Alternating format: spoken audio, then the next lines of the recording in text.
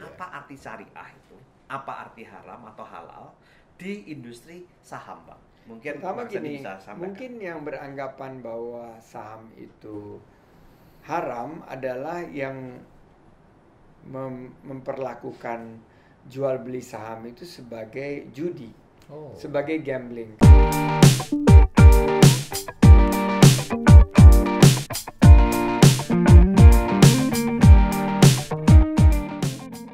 Sahabat entrepreneur, salam hebat luar biasa. Selamat pagi. Selamat pagi. Ini kesempatan yang sangat langka. Saya hari ini seperti biasa narasumber favorit Anda, Bapak Tony. Halo. Yang kemarin mengajarkan edukasi menabung saham. Dan sudah tembus 1 juta view hanya dalam waktu 1 bulan. Luar biasa. Luar biasa. Itu padahal barang langka itu saham di Indonesia. Tapi bisa 1 juta view bermakna netizen ini mau maju di channel kita. Dan yang luar biasa, manusia terganteng di Indonesia. Wih. Wah, ini keren banget. Kalau kita lihat kayak Clark Kent-nya Superman ini. Yes, betul. Sudah Anda kenal Bang Sandi Uno, luar biasa. Apa kabar Bang Sandi? Terima kasih Luar Bang biasa. Chandra. Pak Tony, senang ketemu Pak Tony. Ya, senang ketemu Bang Sandi juga. Kali ini kita bertiga ini mau ngegosip-gosip positif ya. Jadi di channel Success Before 30 seperti Anda ketahui, channel kita selalu mengajarkan hal yang positif, mengedukasi generasi muda untuk maju, entah secara bisnis maupun secara finansial. Dan hari ini kita lagi-lagi membahas topik finansial ya Pak Tony. Yes, betul. Nah, jadi hari ini lebih banyak Pak Tony sama Pak Sandiaga Uno yang diskusi. Iya. Iya kan? Tentang dunia finansial. Iya. Bagaimana transformasinya. Kalau Anda sudah lihat video yang lalu saya Pak Sandiaga Uno, bagaimana beliau tahun 97 sebagai karyawan dan akhirnya menjadi pengusaha khususnya di bidang keuangan. Hari ini kita akan korek habis. Ya. Yes. Dan silakan Pak Tony yang lebih pakarnya untuk membahas.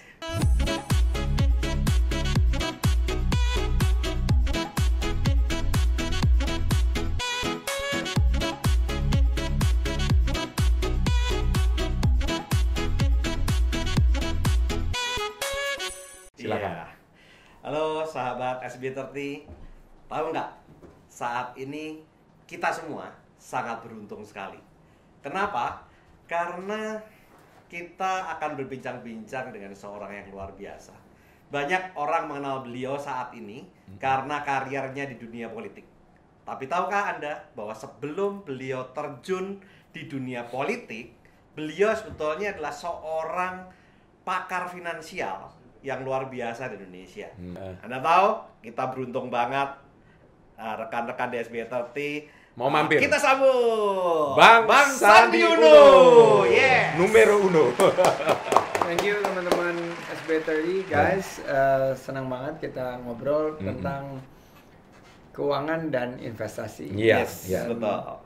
Ini dunia yang saya geluti 25 tahun silam sampai terakhir waktu saya tinggalkan usaha saya di 2015-2016. Oke. Ya. Tapi sekarang ini saya ya di tengah pandemi COVID-19 ini saya melihat memang ini seperti peluang baru kembali. Iya. Di mana untuk orang-orang yang jeli bisa melihat satu opportunity, satu peluang besar untuk kita bisa mengidentifikasi peluang-peluang di sektor keuangan dan investasi. Benar banget, Bang. Karena banyak perusahaan-perusahaan bagus yang sebetulnya Betul. saat ini dijual seal ya. Oh. Tapi masalahnya banyak rekan-rekan investor, terutama trader, Bang ya. Justru pada saat harga seal justru dijual, Bang ya.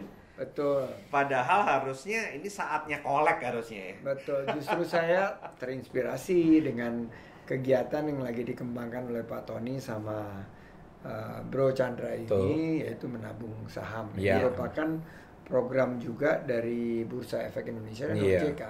Bahwa apa yang dilakukan oleh Warren Buffett, ya kebetulan saya sangat mengidolakan Warren Buffett dan Sama, Benjamin Pak. Graham. Yes. Ini adalah dua legenda investasi atau dua legenda investor yang ada di dunia. Iya. Ya.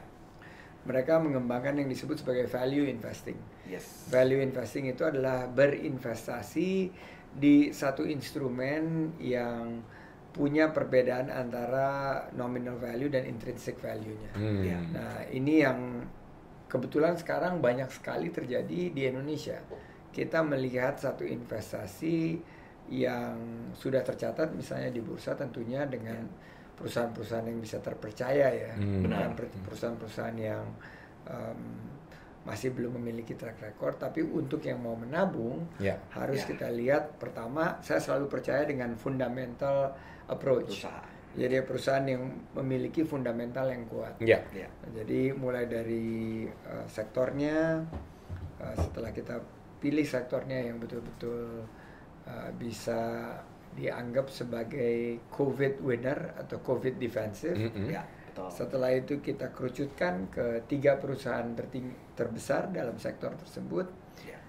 Setelah itu kita melakukan ranking berdasarkan kinerja dari manajemennya dalam mengelola keuangan dan bagaimana mereka bisa memberikan satu nilai tambah dari segi kalau misalnya saham kan dividen atau capital gain.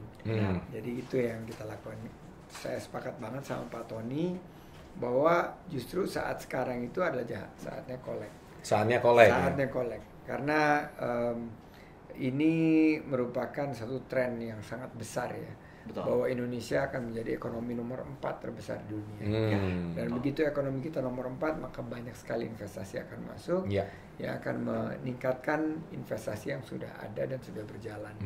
Dan meningkatkan juga lapangan kerja, Bang ya. Dan akan membuka luar biasa peluang kerja dan peluang usaha bagi para pelaku ekonomi maupun juga para anak-anak muda ya, milenial. Dan berimpact yang sangat besar juga luar biasa buat negara ya, Bang ya. Sangat berimpact. Ya, karena GDP-nya otomatis akan naik ya. Iya, karena GDP kita kalau dibedah kan ada kurang lebih 5 komponen utama ya.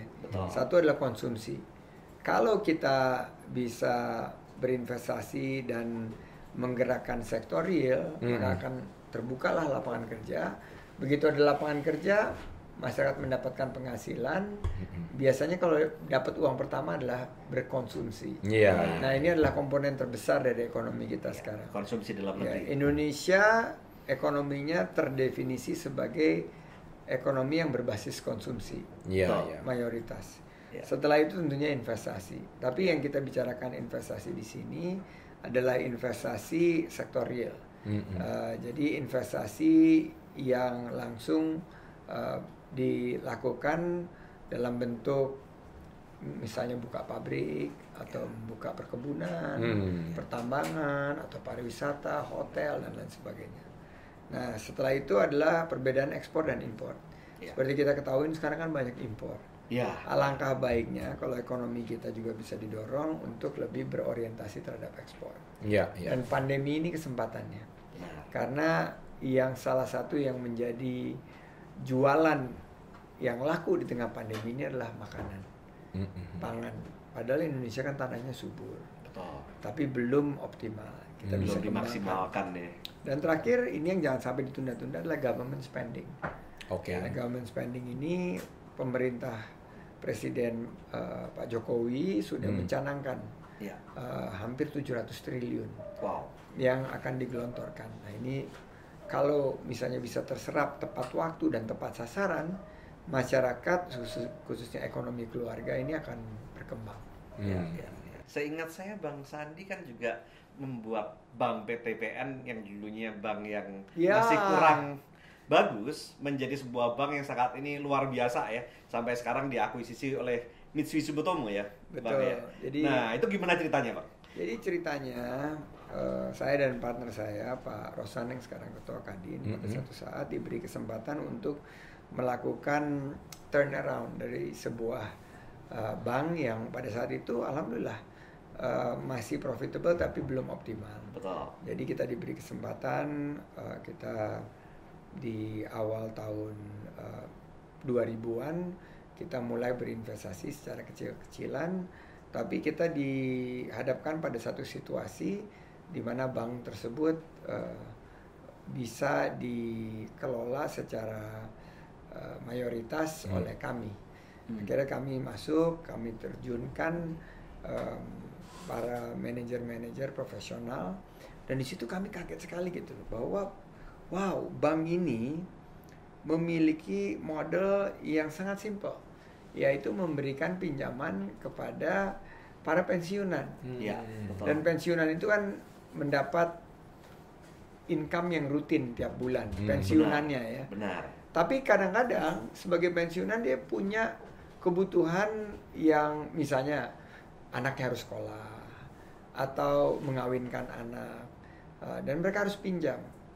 Nah, itu yang menjadi sasaran nasabah dari Bank Tabungan Pensiunan Nasional, disingkat BTPN. Nah, jika kita struktur, kalau kita hitung dengan benar, biasanya orang yang menerima pensiun itu, apalagi kalau uang pensiunnya itu bisa dikelola dengan baik, akan mampu mengembalikan pinjamannya. Jadi bisnis modelnya sangat simpel.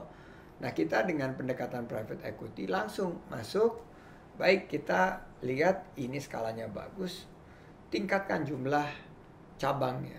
Akhirnya kita dari tadinya 200 jadi 400 cabang. Wow. Pada saat itu dalam waktu 3 tahun. Wih, dalam waktu 3 tahun. Nah, jika kita memiliki cabang yang banyak, akhirnya kan unit costnya turun kan. Ya. Kalau unit costnya turun, keuntungannya semakin besar. Dan pada saat itu kira-kira di mendekati tahun 2000, pertengahan tahun 2000-an, mulai banyak perusahaan tertarik untuk berinvestasi, dan akhirnya kami menggayat kerjasama dengan salah satu perusahaan private equity yang besar juga, Northstar waktu itu. Northstar Private Equity yang akhirnya membawa Bank BTPN ini untuk digabungkan ke SMBC ya, Sumitomo Mitsui Banking Corporation. Betul. Jadi itu ceritanya Bank BTPN. Ya, kami beruntung pada saat kami memanen hasil investasinya, itu yang disebut sebagai private equity like return. Apakah private equity like return, teman-teman SB30, sahabat SB30? Private equity like return itu adalah sebuah pengembalian investasi yang berada di atas rata-rata hasil imbal yang kita terima dari pasar. Ya. Jadi biasanya rule of thumb-nya itu private equity bisa mencapai 25% IRR di tiap investment. Dan diagregasi sekitar 25% IRR, berarti setiap 3 tahun kita 2-3 kali memberikan keuntungan yang berlipat kepada modal yang kita kelola. Nah, itu pengalaman saya di... Ini baru pertama kali nih di channel YouTube Indonesia yang membahas seperti ini. Kira-kira sahabat SB30 paham nggak ya? Tapi inilah Bang Sandiaga Uno tidak pernah membongkar ini kecuali di channel Success Pivoter. Yes. Sebetulnya simpel saja sih, dan tidak terlalu complicated. Karena private equity itu adalah jenis investasi yang fokus pada ekuitas perusahaan. Jadi kita nggak memberikan pinjaman, tapi kita membeli ekuitas satu perusahaan dan bekerja sama dengan manajemennya untuk meningkatkan value. Nah, ini yang dikembangkan secara langsung dan tidak langsung di grup Saratoga. Dan kalau model yang bisa dilihat mirip dengan Saratoga ini adalah kita mengacu kepada Berkshire Hathaway. Ya. Itu yang dilakukan persis oleh Warren Buffett. Ya. Nah, itu mirip-mirip, makanya kita memiliki long term holding di perusahaan-perusahaan yang kami yakini akan memiliki kinerja yang kinclong ke depan. Ya. Jadi dulu kita berinvestasi misalnya di Adaro, di Tower Bersama, di salah satu perusahaan di Jawa Timur sebetulnya yang kinerja bagus tapi profitability-nya bagus, tapi harga sahamnya masih belum mendapatkan tingkat yang memuaskan seperti MPM. Itu juga kami yang memulai investasinya di akhir tahun 2008-2009.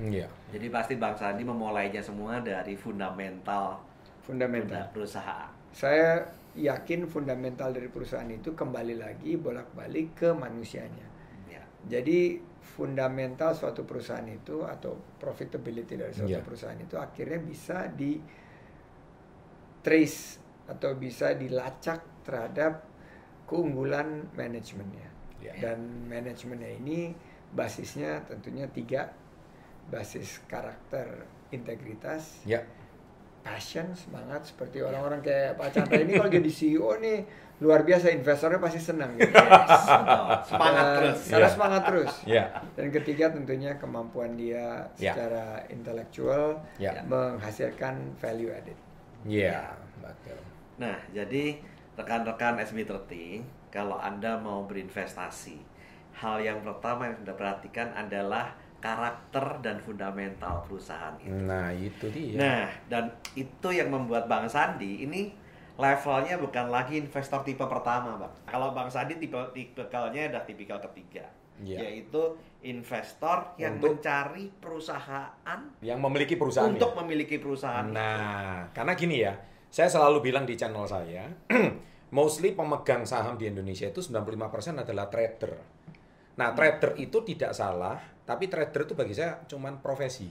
Betul. Nah, sedangkan investor adalah mindset. Itu. Sekali lagi bukan cuman entrepreneur is all about mindset, but investor is all about mindset juga gitu. Betul. Jadi investor level tingkat ketiga ya. Nah, jadi kalau Anda lihat suksesnya Bang Sandi Uno, Anda harus melihat spiritnya, semangatnya, tapi juga melihat mindsetnya. Jangan hari ini beli, terus nanti sore udah dilihat. Naik atau turun, loh. Kapan kayanya gitu ya kan, kapan suksesnya. Benar. Ah, tadi Bang Sandi sempat ngomong kalau udah beli, taruh di laci. Kalau perlu kuncinya dikasih hilang, passwordnya. Dan gitu terus ya. Nah, terus kerjanya apa ya? Kerja bener lah. Mau Anda UKM lah, mau Anda guru les lah, mau Anda pelatih lah, intinya konsisten menabung. Itu yang kita ajarkan di channel kami. Betul. Itu sebenarnya sangat-sangat basic sih ya. Jadi nggak ada yang terlalu istimewa. Dari saham-saham ini merupakan salah satu instrumen yang tertua ya di dunia keuangan dan investasi. Dan sebetulnya saham ini yang paling syariah compliant ya. Jadi pola misalnya ekonomi syariah ini adalah saham. Karena kalau kita ingin melihat peluang bisnis ya kita berinvestasi di sahamnya. Kalau rugi ya kita sama-sama menanggung. Kalau untung ya kita sama-sama bagi. Gitu. Konsepnya bagi hasil ya, Pak. Konsepnya bagi hasil. Bukan riba ya, Pak. Dengan berbagi ekuitas, bukan dengan riba atau hutang. Nah makanya saya menjalankan ini private equity ini selama hampir 20 tahun sebelum saya tinggalkan masuk ke ranah publik. Dan saya melihat bahwa apa yang dilakukan oleh Bro Chandra dan Pak Tony ini yang tepat ya, karena kita masih sedikit sekali jumlah dari masyarakat kita yang berinvestasi dan menabung di pasar modal. Benar. Nah, saat ini banyak pandangan-pandangan di masyarakat yang masih mengatakan saham itu judi, Bang. Terus banyak juga yang mengatakan bahwa saham ini, kalau investasi saham itu haram. Itu di kolom komen kami itu banyak, Bang. Padahal tadi Bang Sandi kan mengatakan bahwa itu paling syariah. Nah, mungkin Bang Sandi bisa berikan statement yang lebih detail karena masih banyak rekan-rekan di SB30 yang masih belum memahami dengan sepenuhnya apa arti syariah itu, apa arti haram atau halal di industri saham, Bang. Mungkin pertama gini, mungkin yang beranggapan bahwa saham itu haram adalah yang memperlakukan jual beli saham itu sebagai judi, sebagai gambling. Kan judi itu diharamkan. Judi itu adalah tentunya melakukan sesuatu yang kita mengerti secara probabilitas dan kita bertaruh di situ. Sementara kalau kita berinvestasi di saham, kita diberikan kesempatan untuk kenal betul perusahaan yang kita mau membeli ekuitasnya atau membeli sahamnya. Jadi sebetulnya perilaku orangnya lah yang membuat itu judi, bukan sahamnya sendiri gitu, Bang. Ya. Malah di bursa efek Indonesia ada indeks saham-saham yang disebut sebagai Jakarta Syariah Index. Oh. Jadi ada perusahaan-perusahaan yang dulu salah satunya perusahaan kami yang bisnis modelnya itu semuanya syariah compliant.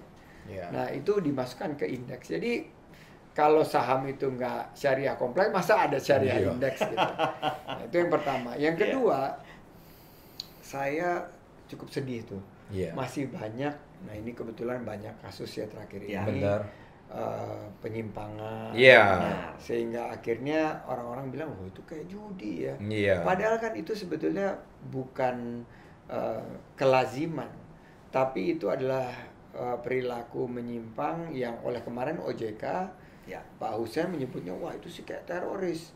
Jadi ngambil uang dari masyarakat, dikelola ugal-ugalan, dan akhirnya masyarakat yang dirugikan gitu. Seperti kalau di luar negeri katanya white crime gitu ya. Ya, white collar crime. Nah, oleh karena itu kita perlu mengedukasi. Pak Tony, Pak Chandra mengedukasi. Betul. Bahwa berinvestasi saham itu adalah berinvestasi untuk masa depan. Yes. Jadi saham itu beli sekarang, tapi kita nanti memanennya itu mungkin di tahun ke-10, tahun ke-12 dari dua hal. Pertama, dividen. Kalau kita berinvestasi di perusahaan-perusahaan, saya sebut aja beberapa nama-nama yang besar ya, seperti kayak Bank Mandiri, BCA. Ini kan keuntungannya jelas. Astra itu kan membayar dividen rutin. Dan kita percaya jika perusahaan itu dikelola dengan baik, dengan manajemen yang profesional, pasti mereka akan mengalami peningkatan harga sahamnya. Jadi dua kita dapat, dari dividen sama dari capital gain. Capital gain, Nah itu fundamental yang sangat-sangat simple terhadap investasi di saham. Kita nggak usah terlalu funky dengan melakukan option atau ada short sell dan lain sebagainya. Beli, simpen, kita harapkan dua hal. Satu dividen, satu capital gain. Karena saham ini sudah terbukti melalui berbagai krisis dan juga pasang surut, bahwa berinvestasi di saham jika dilakukan dengan baik dan benar akan menghasilkan return yang jauh lebih besar dibandingkan dengan kita berinvestasi di, misalnya kita taruh di deposito, atau taruh di beberapa instrumen lain gitu. Ada lagi Pak Tony pertanyaannya? Ini udah keren banget. Dan kelihatannya jamnya udah jam 10 nih. Takutnya Bang Sandi terganggu. Jangan lupa kalau Anda mau dapatkan sebuah informasi dan edukasi yang lebih menarik, di sini ada link untuk webinar, silahkan Anda tonton. Kami letakkan di kolom deskripsi, Anda tonton di sana, banyak edukasi tentang pelatihan saham, penabungan saham untuk pemula, yang mana sebagai banyak narasumber yang akan kami undang, termasuk keresahan dan kebingungan Anda, kami semua akan memberikan Anda edukasi dari komunitas kami KEPM, Komunitas Edukasi dan Pelatihan Menabung. Dan hari ini kita terima kasih banget Bang Sandi sudah mau mampir ya. Wah, luar biasa banget. Ke channel kami. Kita yang diundang Bang, tempatnya di situ. Ini kehormatan banget. Kehormatan ya. Dari Bang Sandi kepada itu kami menarik semua. Itu komunitas edukasi dan pelatihan menabung. Iya, namanya. Boleh nggak kita kolaborasi nanti? Sama dengan senang hati Bang. Wow. Kalau Bang Sandi mau jadi narasumber tetap, kita terima kasih banget ini. Karena saya menariknya karena saya melihat arahnya nanti kita bisa mengedukasi lebih banyak investor atau calon investor untuk bisa bergabung, dan mereka juga bisa menjadi trainer kan, menjadi mentor kepada anak-anak muda pemula-pemula ya. Dan kebetulan kan saya baru saja tanda tangan kerjasama dengan Bursa Efek Indonesia. Mereka ada 432 galeri di universitas. Dan mereka bisa juga membuka kerjasama melalui KEPM ini. Jadi kalau misalnya kita bisa collab bareng KEPM, Bursa Efek Indonesia dan OJK, KP, KC, dan yang menariknya saya dengar di Bursa Efek Indonesia di OJK ini sekarang ada satu produk baru, yaitu produk berkaitan dengan penawaran ekuitas atau urun dana buat UMKM. Oh. Jadi UMKM yang lagi mau raise uang di bawah 6 miliar rupiah bisa masuk ke dalam konsep urun dana ini, dan ekuitas mereka diperdagangkan.